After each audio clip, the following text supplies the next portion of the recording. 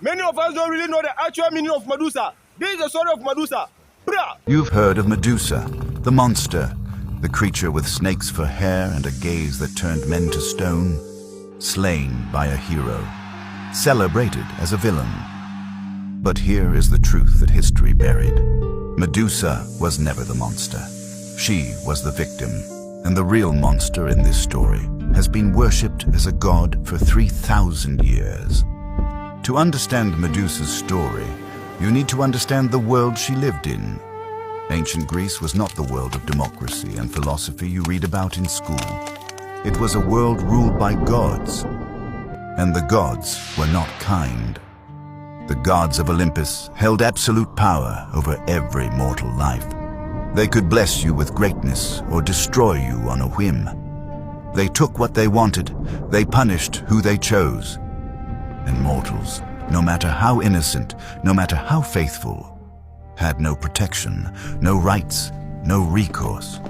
You simply hoped the gods would not notice you. Medusa was born mortal, one of 3 sisters known as the Gorgons. But unlike her sisters, who were born immortal creatures, Medusa was human, beautiful, vulnerable, and faithful to the gods above all else. Medusa devoted her life to Athena, goddess of wisdom and warfare. She became a priestess in Athena's sacred temple, one of the highest callings a mortal woman could achieve. She took a sacred vow of chastity. She gave everything to her goddess, her freedom, her future, her entire life in service. She believed with every part of herself that the goddess watched over her, that inside these sacred walls, she was protected. She was wrong. Poseidon was the god of the sea, brother of Zeus, one of the most powerful beings in existence. He had watched Medusa for years. He wanted her. And gods in ancient Greece simply took what they wanted. He came to Athena's temple. He crossed the sacred threshold. He violated every law of gods and men inside the one place Medusa believed she was safe. Inside the house of the goddess she had dedicated her entire life to. The temple that was supposed to be holy ground. The goddess who was supposed to protect her. None of it mattered.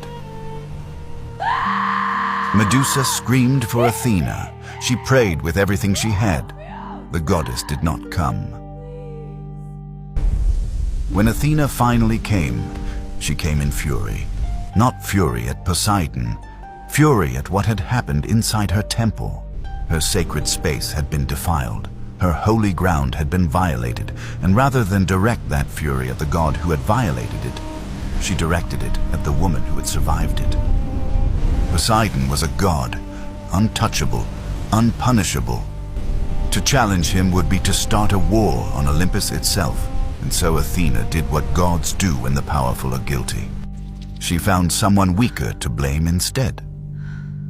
Medusa knelt before her goddess, broken, betrayed, begging for mercy, for understanding, for any shred of the protection she had devoted her life to earning. Athena looked down at her most faithful priestess and raised her hand. The curse hit Medusa like a thunderbolt. Her beautiful hair, the hair men had crossed oceans to see, began to writhe, to move, to transform. Strand by strand, it became something living, something monstrous. Snakes. Her warm eyes, the eyes that had looked upon Athena's altar with nothing but devotion, were torn from her. Replaced, given a curse that made her the loneliest creature who would ever live. A gaze that turned every living being who looked at her directly to stone. She could never again look at another face, never again be seen, never again be known. And then the exile, cast out of the only home she had ever known, cast out of the temple she had devoted her life to, sent to the very ends of the earth.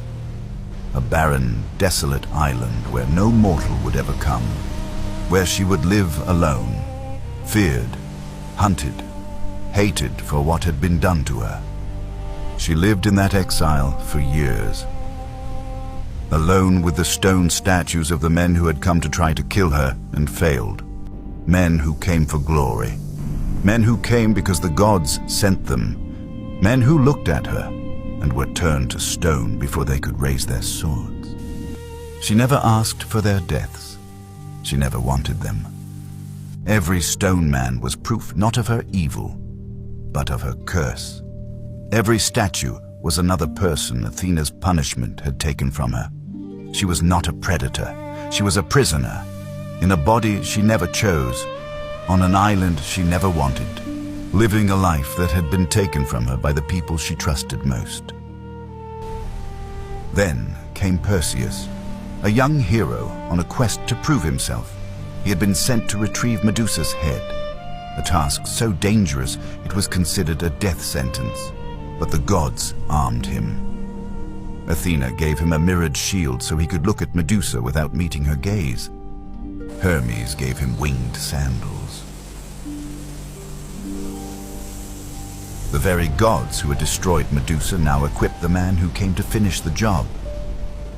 He found her sleeping, the cursed woman who could not look at the world, who lived surrounded by the stone remains of everyone who had ever tried to come near her. He crept through her cave. He raised his sword, and he took her head, not in battle, not with honor, but while she slept.